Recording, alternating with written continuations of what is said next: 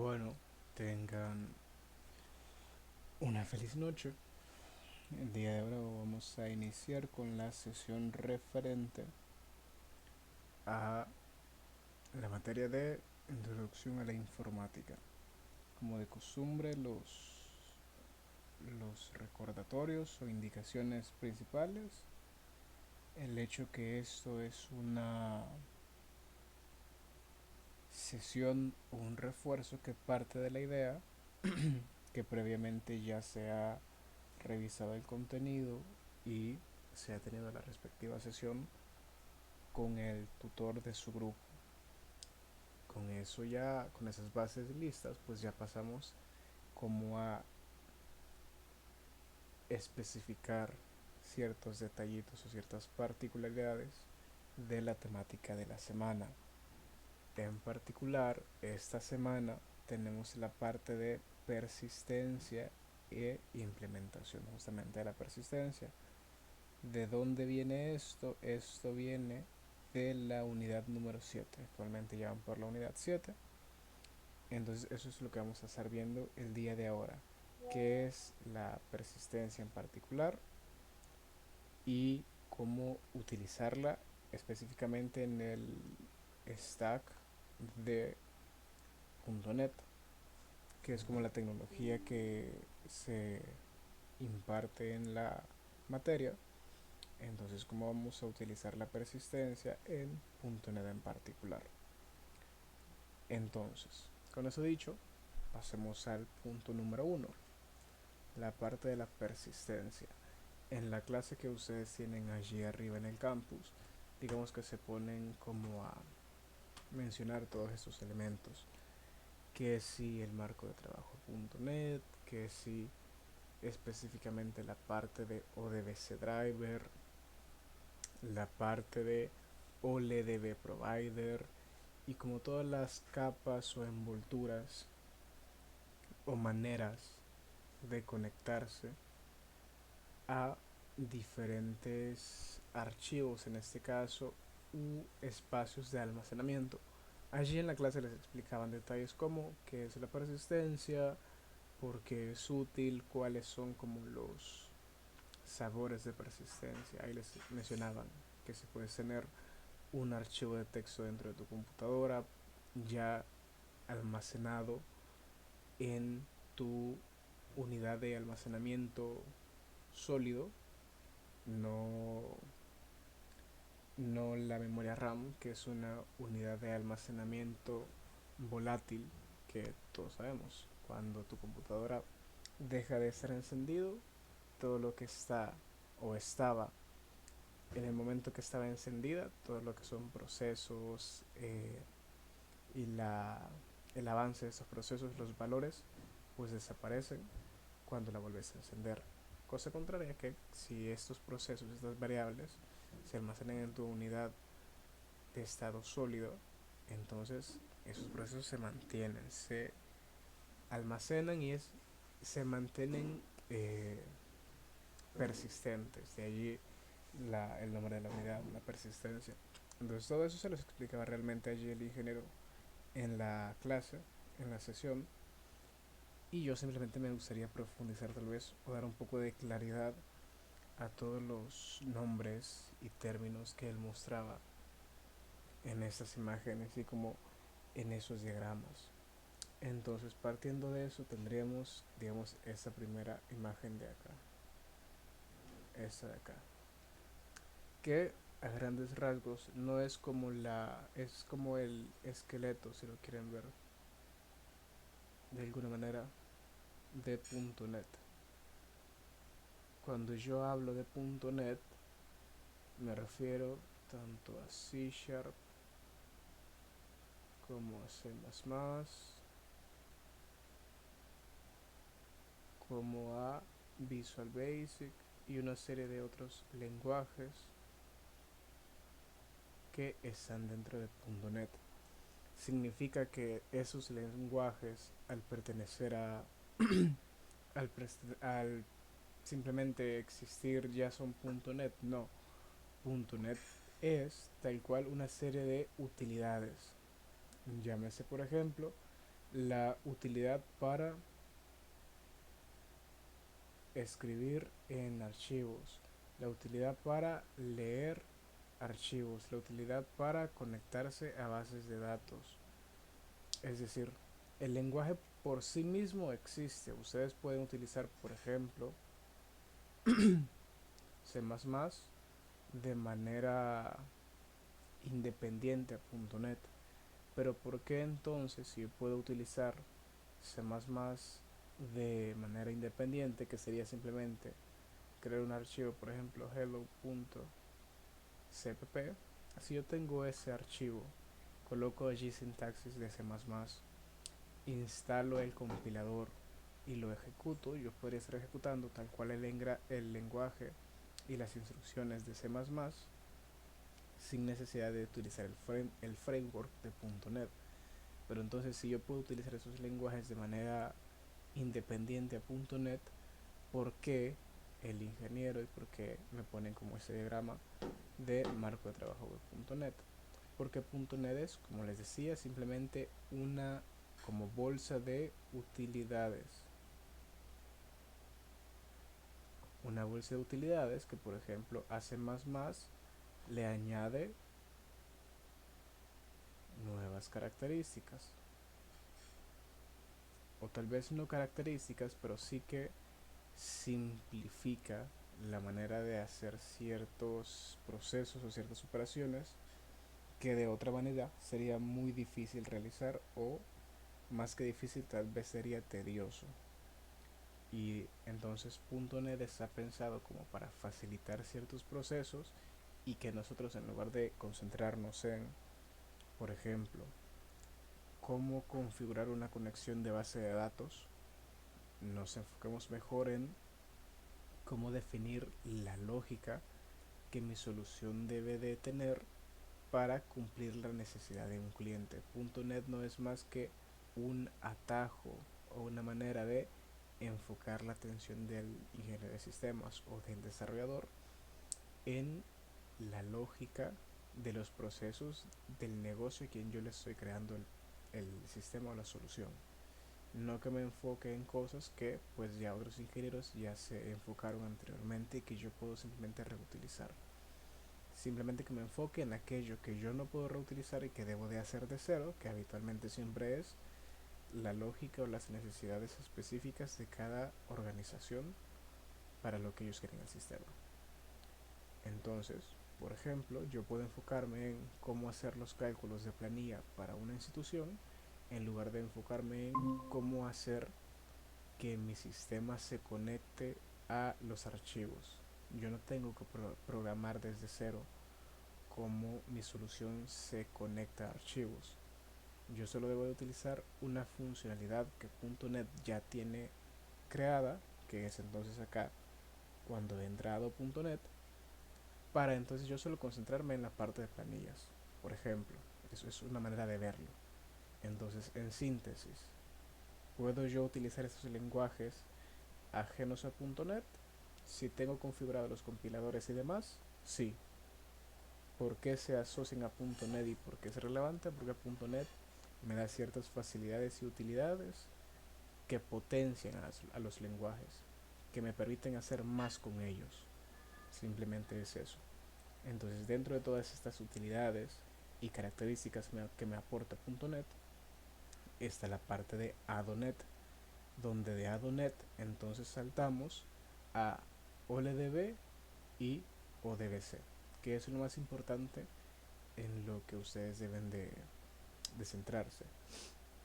Entonces, OLDB y ODBC es parte de ADO.NET y no es más que maneras o puentes o pasarelas para yo conectarme a mis fuentes de datos. Entonces, primero voy a iniciar con la más genérica, que es el ODBC, que básicamente es un estándar mundial. Con el lenguaje que trabajes, con la tecnología que trabajes, siempre vas a escuchar el término ODBC, porque eso es algo internacional, o que si quieres verlo, mundial.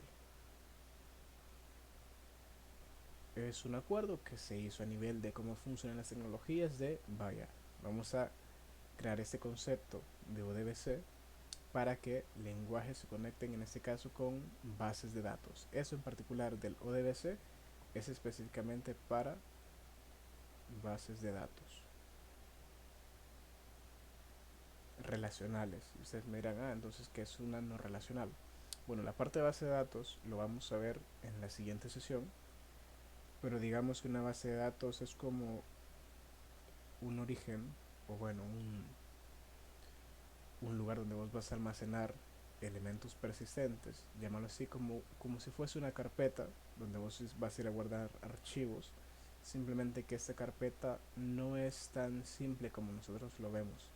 Por ejemplo, si vos abrís tu sistema operativo Windows, vas a tener un montón de carpetas donde vos, si sos ordenado, vas haciendo una carpeta para cada cosa. Por ejemplo, una carpeta para cada materia. Tengo mi carpeta de introducción a la informática, tengo mi carpeta de este microprocesadores y así, cada carpeta diferente. Tengo mi carpeta de física. Entonces tengo tres carpetas allí y en cada carpeta yo simplemente voy guardando archivos diferentes.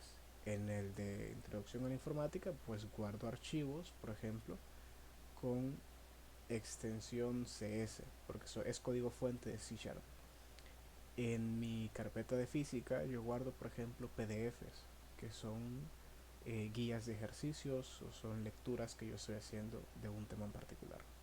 Entonces, así como yo en mi computadora tengo carpetas y en cada carpeta voy guardando ciertos archivos, una base de datos hace eso, guarda archivos, simplemente que lo guarda de una manera que para la computadora es más fácil de leer y para nosotros como humanos no tanto, pero a cambio es mucho más rápido que si yo tuviese un archivito guardado de manera tradicional o como conocemos hasta el momento. Vamos a profundizar más en las bases de datos en la siguiente sesión, pero solamente quiero que de momento se queden con que el ODBC es un estándar o un concepto mundial, internacional, y que sirve para bases de datos, mientras que el OLDB es algo propio de .NET y sirve para bases de datos más archivos, que llámese archivos lo que nosotros conocemos en el día a día, un TXT, un Excel, un Word, un documento, todo ese tipo de archivos con los que digamos estamos más habituados a tratar, pues el ODDB te sirve para eso. Entonces, en síntesis, ya vimos más o menos qué es el marco de trabajo.net, qué significa ese marco de trabajo, realmente qué implica. Ya vimos que dentro de este existe ADO.net y que dentro de ADO.net existen estas dos variantes de OLDB y ODBC y que cada uno pues hace referencia a diferentes elementos. Uno es mundial, otro es particular de .NET. Uno solo sirve para base de datos, otro sirve para base de datos y archivos. Y eso que colocaba acá pues, era pues simplemente elementos o ejemplos propios, ¿sí? Tal cual de ciertos motores de base de datos. Como les digo, la parte de base de datos se va a dar más adelante, entonces no es. El punto no es profundizar sobre eso ahorita. Por último, les ponían allí también en la clase una serie de instrucciones. Eso de acá básicamente, para simplificárselos, son instrucciones que ustedes deben de colocar al inicio de su solución porque son las bibliotecas.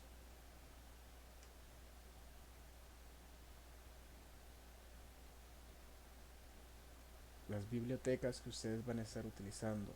O llámese de otra manera los módulos. Esos módulos ya tienen toda la funcionalidad para leer y escribir sobre archivos. Entonces, como esa funcionalidad o esos métodos están guardados en esos módulos, yo donde sea que los voy a usar, tengo que llamarlos primero. Es lo típico que veíamos cuando aprendíamos modularización, que si yo tengo un módulo que se llama validaciones, Entonces, donde sea que yo vaya a usar ese módulo con sus métodos, debo de llamarlo. En este caso, estos módulos yo no los creé, sino que los creó la gente que trabaja en .NET y yo simplemente voy y los llamo. Entonces, así es simple, a grandes rasgos. Los elementos como más particulares que yo vi que les mencionaban en la clase, que tal vez podían quedar un poco en el aire, se los traje y es lo que les he mencionado acá. Entonces, con eso dicho, pasemos ya a un ejercicio aplicando la persistencia, en particular la parte de la lectura. Entonces, eso que yo les estoy mostrando acá es un Excel, es decir, es un archivo .xsls, ls creo que es, vengo, les confirmo, xlsx, xl, sería así, xs, ¿sí? Es un archivo tradicional que ustedes pueden encontrar en su computadora, por ejemplo. Si yo vengo y hago esto, si se fijan, aquí está, carpeta content, ¿sí? Es un archivito tradicional de toda la vida. Entonces, si es un archivito tradicional de toda la vida, significa que yo lo puedo trabajar con OLEDB, porque, como les mencioné, OLEDB te sirve para base de datos y para archivos. Entonces, en este caso en particular, que es un archivo, pues yo puedo utilizar OLEDB. Entonces, estaré utilizando OLEDB. ¿Y qué es este Excel? Pues como pueden ver allí, no es más que un Excel con tres columnas: la de código de empleado, la de salario y la de años, donde digamos que este es como el identificador único de cada empleado, llámese el DUI laboral si quieren verlo de alguna manera, y ese digamos que es el salario de esos empleados y la cantidad de años o antigüedad que llevan esas personas en la institución. Si se fijan, va de el mínimo creo que es 0 hasta 15, creo que es el máximo. Es el máximo, ese es el mínimo. Y acá pues sería de 365, que creo que es el mínimo, hasta 1299, no, falso, hasta 1350, que creo que es el máximo. Entonces, sí, simplemente es un Excel que tiene tres columnas, donde a cada empleado se le lista cuál es su salario y cuántos años lleva en la institución. Es básicamente un Excel que tiene un listado de empleados, su salario y los años que lleva en la institución. Así de simple. Entonces, ¿qué vamos a hacer con esto? Esto ya es un archivo que está persistente. Es decir, si yo apago y enciendo mi computadora, ese archivo va a seguir existiendo. En esa carpeta content va a seguir existiendo mi archivo. Sea que yo apague y encienda 1, 2, 3, 80 veces mi computadora, va a seguir existiendo. Entonces es persistente. De allí, vinculado a que es persistente, yo lo que tengo que hacer es poder leer esos datos que están persistentes en mi equipo. Entonces yo me voy a concentrar el día de ahora en la lectura de esos valores de este Excel y cómo yo los voy a procesar. Entonces estaríamos pasando a la parte de la implementación de la persistencia, yéndonos tal cual al código fuente. Entonces, como de costumbre, voy a cambiar la manera de visualizar esto para que se vea mucho más grande. Ese contenido de acá es de una sesión anterior, no me interesa. Voy a iniciar la sesión de cero. Se fija en el archivo con el que vamos a estar trabajando, es ese de acá. Sí, ese es el contenido en cuestión. Allí tiene las columnas que les mencionaba, que si el DUI o el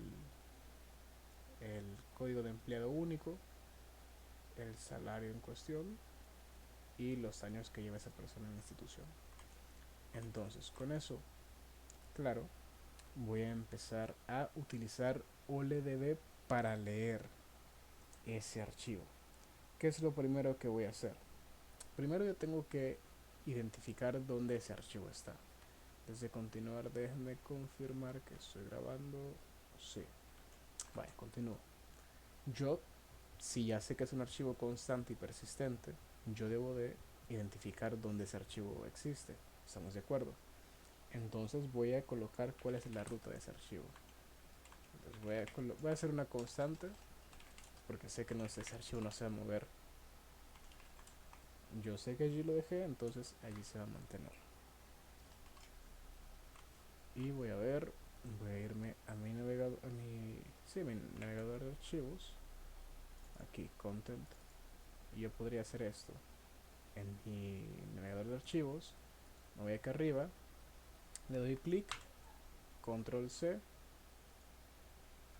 y aquí pego content, y el archivo se llamaba, quiero ver,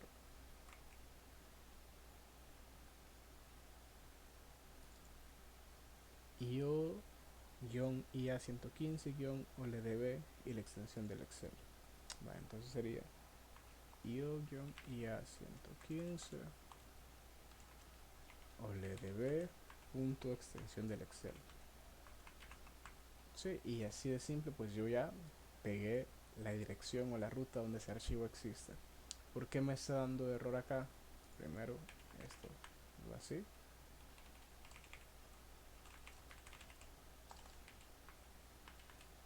¿Por qué me está dando error acá? Una string interpreta estos backslash como un carácter especial. Porque si recuerdan, yo podía hacer esto y backslash más la n significa un salto de línea. Entonces, como yo le estoy colocando allí el backslash, él está esperando que yo le dé una letra. Así como yo le puedo dar backslash t, que significa una tabulación. Pero como yo no le estoy dando ningún valor válido, por eso me aparece como en rojo y me da como ese error.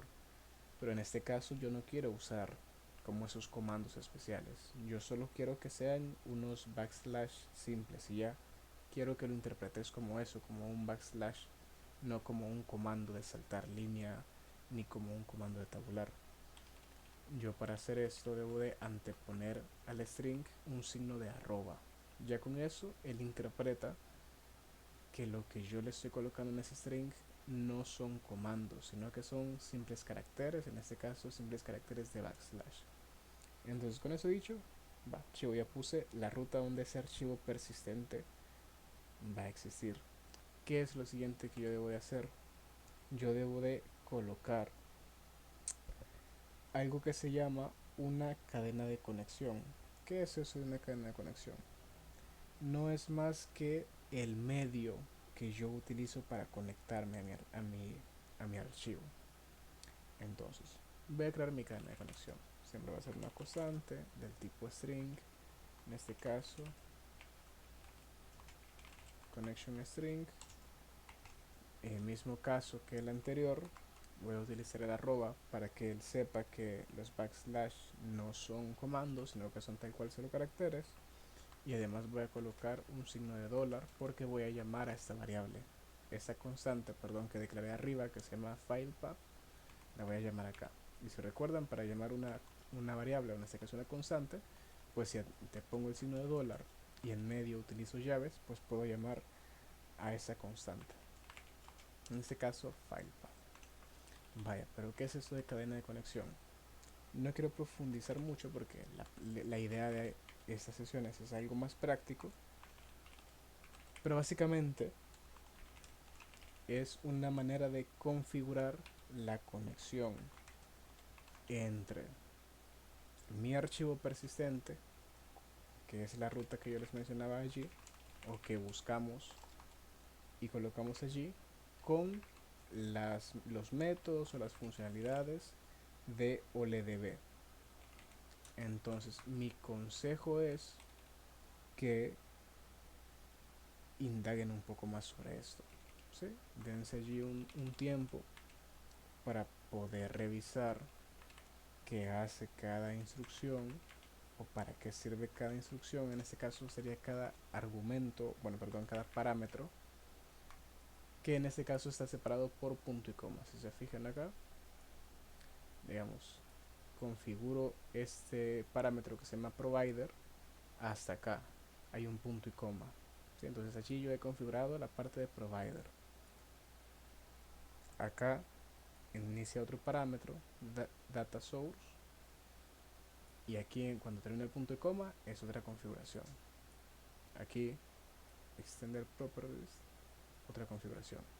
Aquí otra configuración. Entonces les recomiendo que la revisen, es decir, váyanse a la documentación de OLEDB en la sección de cadena de conexión para que puedan leer qué significa cada una de esas partes que está aquí, para que tengan pues todo el contexto completo de lo que están haciendo. Creo que les va a servir bastante, sobre todo para cuando tienen errores, ya más o menos intuyan por dónde podría ser el error. Otro punto importante es que ustedes, para poder ejecutar OLEDB, deben de instalarlo. ¿Cómo lo instalo? En .NET se usa NuGet. NuGet es como su gestor de bibliotecas. Entonces yo acá tuve que irme a NuGet y en este caso buscar OLEDB, y yo instalé esto de acá, system.data.oldb. Simplemente en este caso le di acá de instalar y lo instalé. Ustedes en Visual Studio también tienen acceso a NuGet, los deben de configurar para instalarlo. Entonces, con eso hecho, obtuvimos la ruta donde está mi archivo persistente. Esa ruta la utilizamos dentro de otro string que configura a OLEDB para conectarse con esa ruta persistente. La instalé mediante NuGet, digamos como este módulo de OLEDB, y ahora pues ya voy a pasar a utilizarlo, habiendo hecho lo anterior. ¿Cómo voy a hacer eso? Como yo les dije, estos son módulos que vamos a estar utilizando, entonces debemos de no llamarlos, así como colocaban acá en la clase, que estos son como el módulo que voy a estar utilizando, entonces tengo que llamarlo. ¿Qué voy a llamar? Voy a llamar primordialmente a este módulo en cuestión, ¿sí? Recordemos, cuando tengo que llamar un módulo, cuando estoy usando sus características o sus métodos. Si yo voy a usar sus métodos, pues significa que estoy llamando a su funcionalidad. Entonces voy a llamar a system.data y a system.data.oldb. Sí, estos son los que voy a estar utilizando, que son los que me nombraban acá en la clase. Una vez yo ya los estoy llamando, entonces ya puedo utilizar como sus eh, definiciones o objetos, si quieren verlo de alguna manera, es decir, sus métodos. Acá voy a usar una instrucción que nunca la han visto, que se llama using. ¿Qué hace esta instrucción de using? Cuando ustedes están trabajando con archivos persistentes, ustedes los están leyendo o los pueden escribir o los pueden modificar básicamente. Entonces todas estas operaciones deben de ser controladas hasta cierto punto. ¿Por qué controladas? Porque puede que mi solución esté leyendo un archivo, y qué tal si otra solución de otra persona también está leyendo ese mismo archivo. Va a haber un conflicto allí de quién lo está leyendo, y si alguien lo actualiza, técnicamente esa actualización debería reflejarse en lo que yo estoy leyendo. O qué sucede si eh, el sistema en algún punto se cierra, o, o pasa algo con mi solución mientras estoy leyendo el archivo. Mientras estoy leyendo el archivo y pues no se cierra como se debe y me causa un conflicto allí. Lo que yo debo de asegurar es que cuando yo estoy leyendo y actualizando ese archivo, todo sea de la manera, por decirlo así, segura. Es decir, que yo mantenga ese archivo sin generarle corrupción o algo por el estilo. Sé que suena tal vez un poco complicado y también es un poco complicado de explicar, pero lo que quiero llegar es que ustedes tienen que usar esta instrucción.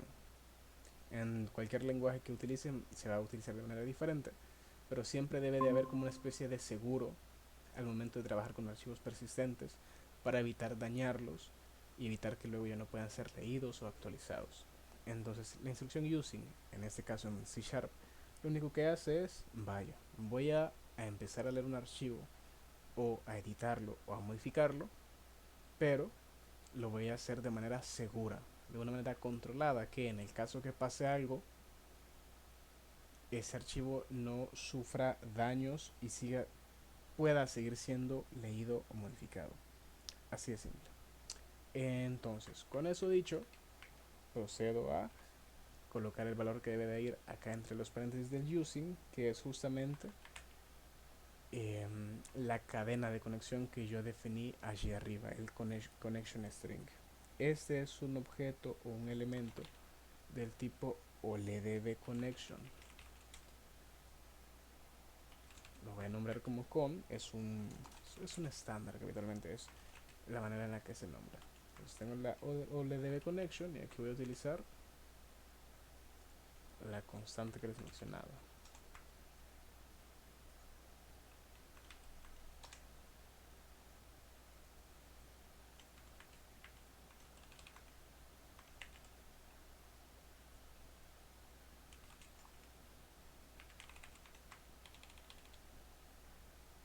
Acá me está dando un error, quiero ver por qué.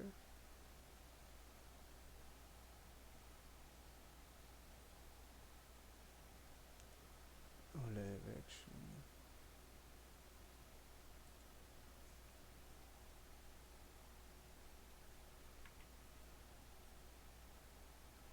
Using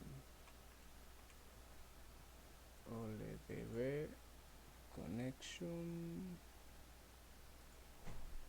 con string. ¿Será porque no le he puesto todavía el cuerpo? Si le pongo acá el cuerpo, por ejemplo, ese con que acabo de crear, con .open, que esto significaría que hey, voy a empezar a leer el archivo. Sí, como pueden ver, algunos errores ya desaparecieron. Entonces probablemente a medida que yo vaya llenando eh, ya vi por qué es. Esto debo hacerlo dentro del método main. Ahí está. Vaya. Desde acá, la instrucción using solamente es para abrir un archivo en espacio seguro o definir un espacio seguro. Una vez yo tengo mi espacio seguro, llamo a la variable que es como que es este puente entre mi solución y el archivo, todo dentro de un espacio seguro, y le digo abrir archivo. Esa apertura de archivo no es la típica que nosotros conocemos de le doy doble clic y me abre, por ejemplo, el bloc de notas para editarlo, o me abre Excel para ver la hoja de cálculo. No, es algo interno, es algo más que la computadora puede entender, pero que para el ser humano no es tan fácil. Porque piensen, al final Excel, Word y todas estas herramientas solo son una manera para que nosotros como humanos podamos leer eso. Porque al final solo son una serie de ceros y unos, que es justamente lo que les mencionaba el profesor en la clase, que les mencionó los términos bytes y byte, que les decía, son ceros y unos y no sé qué. Vaya, básicamente es como la computadora lee los archivos, que para nosotros como humanos no es entendible, y por eso tenemos que utilizar herramientas como Excel y Word. Pero en este caso, esta solución con Open lo está leyendo así tal cual. Entonces es mucho más rápido para la computadora saber cómo actuar. Con eso dicho, entonces voy a crear ahora algo que se llama un adaptador. Defino que ese es el tipo o le debe data adapter. Voy a llamar tal cual como adaptador, y eso tal cual un adaptador. ¿Qué es un adaptador? Básicamente es lo que se va a estar lo que va a estar interactuando con mi puente. Recordemos, la conexión, esta variable acá que se llama con, es mi puente entre el archivo y mi solución. El adaptador es como el peatón que está pasando por ese puente, es quien usa ese puente. Entonces acá, en el adaptador, yo voy a decir qué es lo que quiero hacer. En este caso, yo quiero leer todo de mi Excel. ¿De qué Excel? El Excel que está en el puente. Con es el puente. Eso que es entre comillas es lo que yo quiero hacer. El adapter es tal cual el peatón que está pasando por el puente. Pueden tratar de hacer como ese símil. ¿Qué significa esto que está entre comillas dobles? No voy a profundizar en ese momento. Es otro lenguaje que se llama SQL o SQL, que lo van a ver más adelante cuando aprendan sobre base de datos. Esto es algo mundial, es algo estándar, y una vez lo aprenden ya lo van a utilizar toda su vida. Entonces, eso que es entre paréntesis, entre comillas dobles, es otro lenguaje no de programación, eh, sino de instrucciones. Es otro lenguaje básicamente. Entonces, no quiero profundizar en qué es, solo es un lenguaje que ustedes van a usar. Y lo que significa ese select, from, llaves, es lee todo lo que está en el Excel. Ahora, entre estas llaves yo debo de colocar la hoja. ¿A qué me refiero con la hoja? Cuando ustedes abren un Excel, por ejemplo, voy a abrir este. Fíjense que acá abajo, acá, está el nombre de la hoja. Yo puedo tener varias hojas, pero en este caso, donde están mis datos, que es esta tabla de acá, es la hoja 1. Entonces yo acá debo de colocar el nombre de la hoja sobre la que voy a trabajar. En este caso esto es hoja 1. Y no solo debo de colocar hoja 1, sino que debo de terminar con un signo de dólar. Este signo de dólar es algo propio de cómo funciona OLEDB y le sirve para identificar, mira, eso es una hoja. Entonces, de todo el Excel debes de buscar en la hoja. Simplemente, eso es algo ya, digamos, de formato que ya está definido, que no podemos cambiar y que así es como funciona. Entonces debemos de hacerlo así. Entonces, chivo, ya creé mi adaptador. Ahora lo que voy a hacer es eso de acá, llenar una tabla. Si se fijan, mi Excel es una tabla como tal, ¿sí?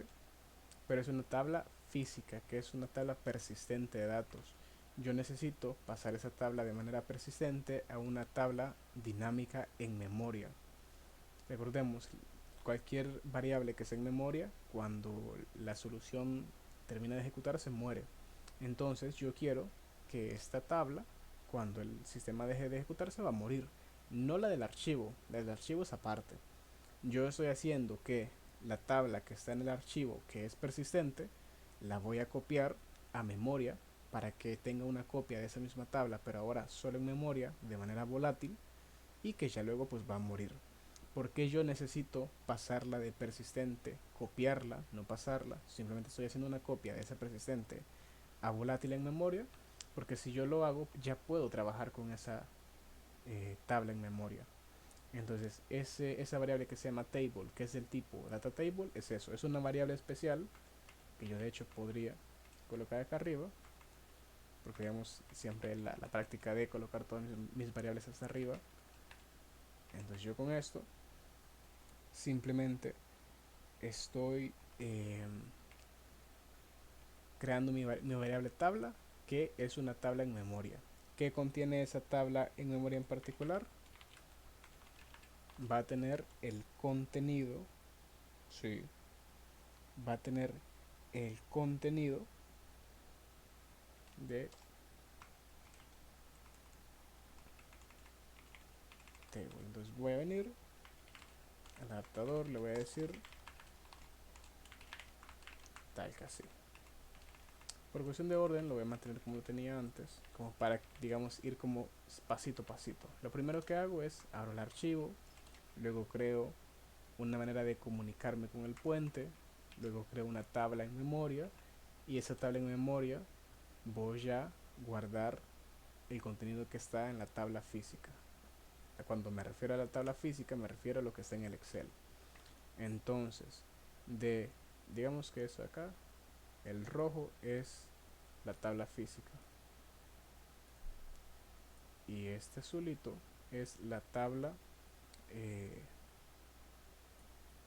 dinámica. Entonces lo que estoy haciendo es que de la tabla física estoy copiando el contenido a la tabla dinámica en memoria. Eso hacen esas dos instrucciones, ¿sí? Para que lo entiendan. Entonces chivo, ya copié el contenido de mi tabla física a mi tabla dinámica. ¿Qué voy a hacer ahora? Ahora yo debo de agregar a mi tabla dinámica unas nuevas columnas. Porque ¿cuál es el ejercicio de que estoy haciendo en ese momento? No es solo leer, si se acuerdan les dije, es leer y procesar. ¿Qué voy a procesar? La columna de salario, yo voy a hacerle una multiplicación por un porcentaje. ¿Sí? Por ejemplo, voy a multiplicar 650 por el 30%. Pero no solo eso, voy a hacer una condicional. Voy a hacer esa multiplicación solo cuando, por ejemplo, los años sean más de 3. Entonces ya estoy procesando los datos que estaban en esta tabla. Entonces, si yo les estoy diciendo que voy a hacer esas dos operaciones, significa que voy a agregar más columnas. En este caso, necesito utilizar sobre mi tabla dinámica, recordemos, la variable table es mi tabla dinámica. Sobre sus columnas, voy a utilizar el método add, que ya saben que del inglés viene de agregar. Voy a agregar una columna que se llama monto calculado. Es decir, el resultado de yo ejecutar una operación. Eso es el primer elemento aquí en string. El segundo elemento es el tipo de esa columna. En este caso, como estoy hablando de operaciones, son valores numéricos. Va a ser un doble. Copio esta instrucción de nuevo para indicar que voy a agregar otra columna a mi tabla dinámica en memoria y este se va a llamar monto depositar. Que no va a ser más que una columna que va a almacenar el resultado de otra operación. Así de simple. Entonces Chivo, hasta el momento ya he agregado dos columnas nuevas a mi tabla de memoria. No mi tabla física, no mi tabla del Excel. He agregado esas columnas a mi tabla que está o se va a crear en memoria, que al final es una copia de la física, pero no es lo mismo. ¿Sí? Por favor, si tienen dudas sobre eso, indíquenme, porque es bien importante que entiendan esa diferencia. Chivo, entonces tengo mis dos columnas esas agregadas a mi tabla que está en memoria volátil. Si se acuerdan, aprendimos una instrucción para iterar sobre elementos. Y aquí pues curiosamente necesito iterar. ¿Cómo que necesito iterar? Piénsenlo. ¿Cómo yo voy a recorrer cada una de estas filas? Debo de hacerlo de manera iterativa. Es decir, yo debo de ir, por ejemplo, primero por la fila 14, luego por la fila 15, luego por la fila 16, luego por la fila 17 y así debo de ir por todas las filas hasta llegar al final que es la 21.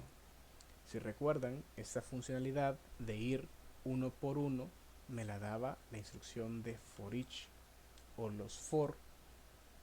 En este caso yo voy a utilizar for each por facilidad, pero ustedes pueden utilizar for de igual manera. Solo tendrían que indicar que van a hacer la iteración 21 veces porque en este caso mi Excel tiene 21 filas, entonces tendrían que especificar hacerlo 21 veces. Pero va, yo lo voy a hacer aquí. Mi for each, estoy diciendo que en cada fila dentro de mi tabla dinámica en sus filas vaya iterando. ¿Sí? Así de simple. Recordemos, table es mi tabla dinámica en memoria. Punto rows es un atributo, es decir, quiero que te refieras a las filas de esta tabla. Así como yo aquí me refería a las columnas de la tabla, aquí para referirme a las filas uso rows, aquí para referirme a las columnas uso columns. ¿Sí? Entonces, así es simple. Chivo. Voy a iterar sobre las filas de mi tabla en memoria. ¿Y qué voy a hacer una vez yo vaya iterando sobre esos valores? Voy a crear ciertas variables como salary, por ejemplo, que no va a ser más que la lectura de esa fila específicamente en una columna. ¿Qué columna voy a leer? Voy a leer la columna salario, es decir, esa de acá, salary, esa voy a leer. ¿Qué otra columna necesito leer? Necesito leer los años, porque como dije voy a hacer una condicional. Entonces solo voy a venir, copio esta instrucción, cambio el nombre de la variable, en este caso va a ser el año y creo que está como years, sí, ahí está. Entonces aquí simplemente le estoy diciendo va lee también la columna de years. Con esto hecho, voy a empezar a hacer las operaciones. Esta es la lectura. Acá voy a hacer las operaciones. ¿Qué operaciones voy a hacer? Simplemente, por ejemplo, mmm,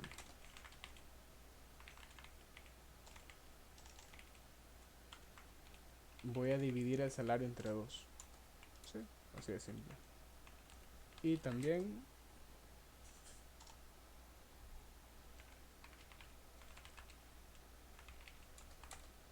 voy a multiplicar el salario por un porcentaje cualquiera. Digamos el 0.30. Ahora, quiero que esta multiplicación de el salario multiplicado por 0.30 únicamente se dé si el fulano tiene algunos añitos de antigüedad.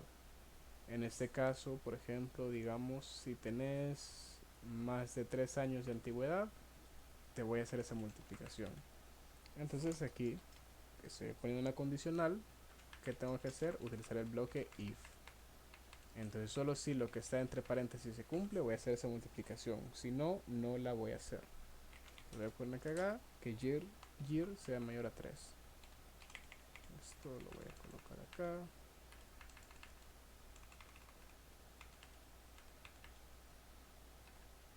Acá solo lo estoy declarando y acá lo voy a inicializar para mantener cierto orden. Listo. Entonces, chivo, ya leí, ya operé respectivamente, ya puse mi condicional que si el empleado tiene más de 3 años, entonces allí sí que voy a multiplicar su salario por el 30%. Y bueno, entonces estos valores, digamos, el salario de la mitad más el 30%, lo quiero guardar en una de mis columnas. Aquí creé 2 columnas. Monto calculado es igual a el salario por el 30%. Monto a depositar es el salario por el 30% más la mitad del salario. ¿Qué quiere decir esto? Que si por ejemplo yo tengo un salario de 100, yo sé que el 30% de 100 es 30. Entonces yo sé que en la columna de monto calculado yo estaría añadiendo 30. Y yo sé que en la columna de monto a depositar yo voy a, el valor sería 50, que es la mitad de 100, más 30, dando un resultado de 80. ¿Sí? A grandes rasgos eso es. O sea, no son, si se fijan, son operaciones súper simples que no son el objetivo de la sesión. El objetivo de la sesión no es hacer operaciones difíciles, sino que es que vean que yo puedo leer una tabla de Excel y puedo trabajar con los valores de esa tabla para hacer diferentes operaciones. Yo aquí dije multiplicar y dividir, pero podría haber hecho sumas, restas, cualquier otra operación en cuestión. Pero yo decidí utilizar estas. Entonces, así de simple. Pues chivo. Voy a hacer la suma que les dije. Sí, en este caso.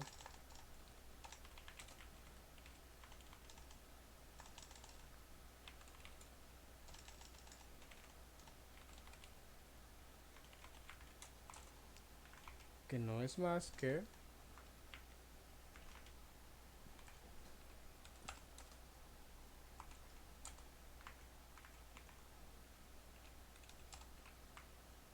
Ahí está. Acá me está dando error porque lo estoy tratando de utilizar sin inicializarlo. Correcto. Entonces, simplemente lo voy a inicializar con 0. Chivo. Entonces acá siempre dentro de row, porque recordemos a todo esto yo soy dentro de una instrucción for each, entonces estoy trabajando con row, específicamente en la columna de, ¿sí?, monto calculado, que es las que creé allá arriba. Esa columna que estoy llamando aquí es esta columna que creé acá. Entonces monto calculado va a ser igual a salary multiplier, y la columna de monto a depositar es esta columna que yo creé aquí. Sí, entonces el flujo que hice fue, bueno, al final vamos a repasar el flujo, no quiero ser repetitivo con ese punto. archivo. Aquí técnicamente yo ya terminé de trabajar con mi archivo. Entonces salgo de este for each, voy a crear otro for each, pero este segundo for each va a tener otro objetivo. ¿Qué objetivo va a tener este for each? Yo poder mostrarles a ustedes qué es lo que hemos hecho. En este caso siempre va a ser un data row. ¿Por qué? Porque estoy trabajando en las filas.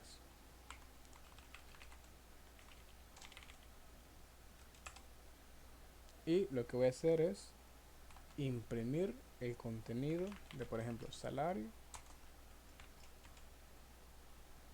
que va a ser igual a row salary, sí, el contenido de la columna salary. Así de simple, eso es lo que estoy dando a entender. Años va a ser igual a row years.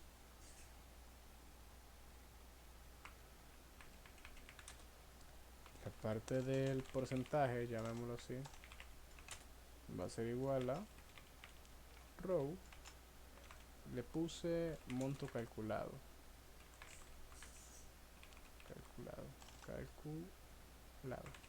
Deben de ser juiciosos con el nombre que le ponen, porque si no coincide, pues no les va a cuadrar, les va a dar un error y les va a decir que esa columna no existe. Entonces fíjense bien en cómo nombran las columnas para luego llamarlas acá al final. Y la última se llama monto a depositar. Chivo, quiero ver, voy a formatear esto para que tenga mejor visibilidad, y a priori sería allí. Me dice acá que tengo 4 errores, quiero ver cuáles son los errores que tengo. OLDB connection. A ver aquí. OLDB. En la fila 14 me dice.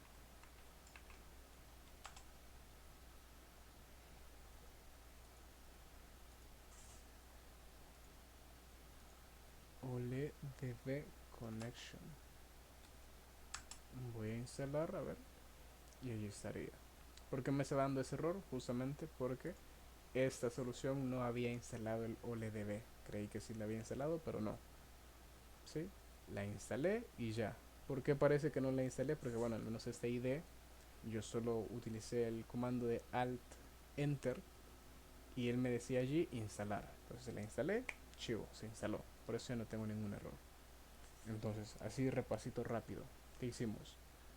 Toda esa sección de using que está acá, todo eso de using, desde acá, inicia aquí y se cierra hasta acá. Básicamente es abrir un espacio seguro para yo empezar a interactuar con el archivo persistente, con el Excel. ¿Dónde está ese Excel? Lo definí aquí en FilePath. Es la ruta donde está mi Excel. Connection String es la manera que tiene OLEDB de utilizar esa ruta y identificar dónde es que está en mi sistema operativo. Entonces ya sé dónde está mi archivo en mi computadora. Ya tengo una manera de que OLEDB sepa dónde está, que es con la conexión o con el string connection. Abro un espacio seguro. En ese espacio seguro yo abro ese archivo con open y empiezo a crear una tabla en memoria para que copie el contenido de ese archivo físico a memoria. ¿Cómo hago eso? Aquí le defino que quiero leer. Si yo acá en la instrucción que está en estas comillas dobles pusiese otra instrucción, en lugar de leer yo podría, por ejemplo, escribir o actualizar. Eso depende de la instrucción que yo coloque allí. Entonces coloco allí la instrucción de lo que quiero hacer, en este caso leer. Recordemos, este lenguaje se llama SQL o SQL, es algo estandarizado y mundial, que más adelante lo van a aprender. Entonces ya le dije que quiero leer. Acá digo a mi tabla en memoria, crea dos nuevas columnas, y una vez creadas esas columnas empiezo a iterar sobre esas columnas, que es el ejemplo que les ponía acá. Voy fila por fila. Entonces primero leo la fila que tiene la columna salary, luego leo la fila que tiene la columna years, opero sobre los valores en esas filas, y al final lo guardo en las filas de monto calculado y monto depositar. Y esa última parte de acá es simplemente para imprimirlo. Vamos a ver si es cierto. Voy a ejecutar y debería de estarme imprimiendo unas cuantas filas que cumplan. Ahora dice, no se puede encontrar el archivo ISAM instalable. A ver.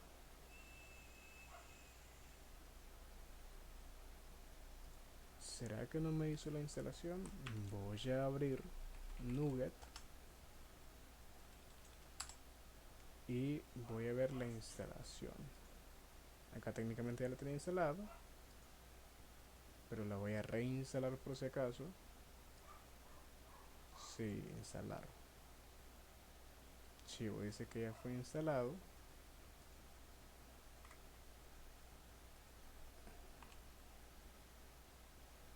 Voy a actualizar el proyecto. Voy a compilar a ver si me da algún error. No me ha dado ningún error.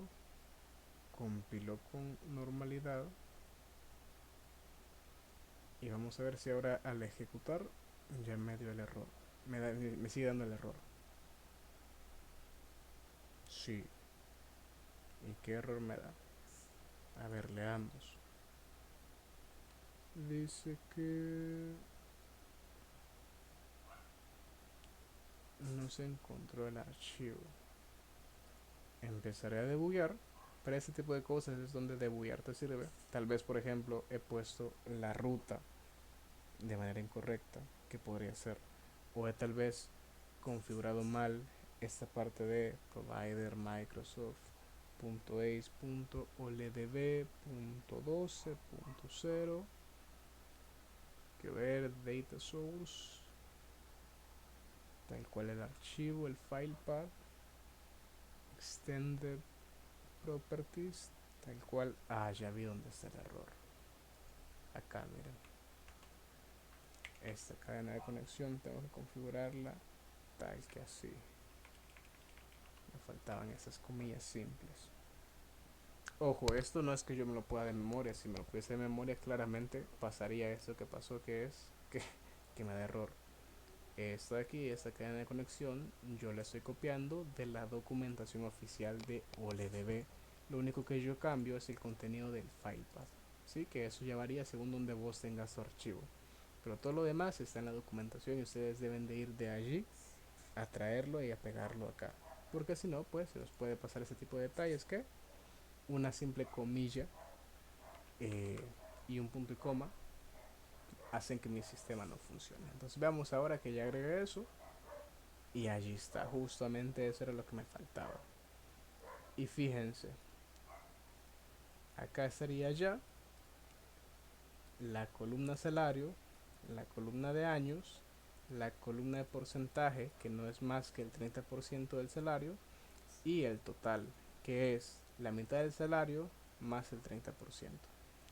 Entonces, así de simple, yo leí todo el contenido de mi Excel y luego lo transformé, en este caso haciendo ciertas operaciones, y lo imprimí en pantalla. Entonces, este es un ejemplo muy simple. Si se fijan, la mayoría de tiempo me concentré más que nada en irles explicando, por ejemplo, qué era el adaptador, qué era la conexión, qué era esto de data tables, que es pues la tabla dinámica o la copia de la tabla física a una tabla en memoria que solo vive mientras la solución se está ejecutando. Y todo esto lo hice sin modificar la tabla original. Fíjense, aquí tengo mi archivo, lo voy a abrir y sigue como de costumbre. Aquí no agregué las dos columnas que les mencioné. La columna de monto a calcular y monto a depositar aquí no existen porque yo se las agregué a mi tabla en memoria, no a mi tabla física o persistente, que es esta de acá. Entonces, con eso dicho, procedo a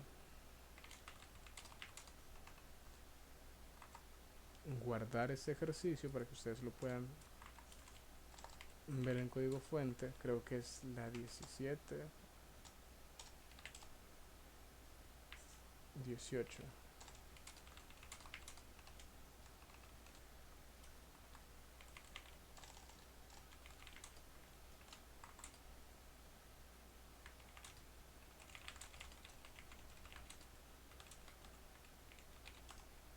Listo. Entonces con eso ya guardo el ejercicio para que luego eventualmente ustedes lo puedan revisar si así lo desean. Y bueno, eso es lo que les quería mostrar el día de ahora. Recuerden, cualquier duda o consulta, allí está mi correo, está el grupo de WhatsApp donde pueden escribirme. Como de costumbre, esto fue grabado, se va a estar subiendo al canal de YouTube. Por favor, revisen allí el contenido y bastante contenido interesante que les podría ayudar por si sienten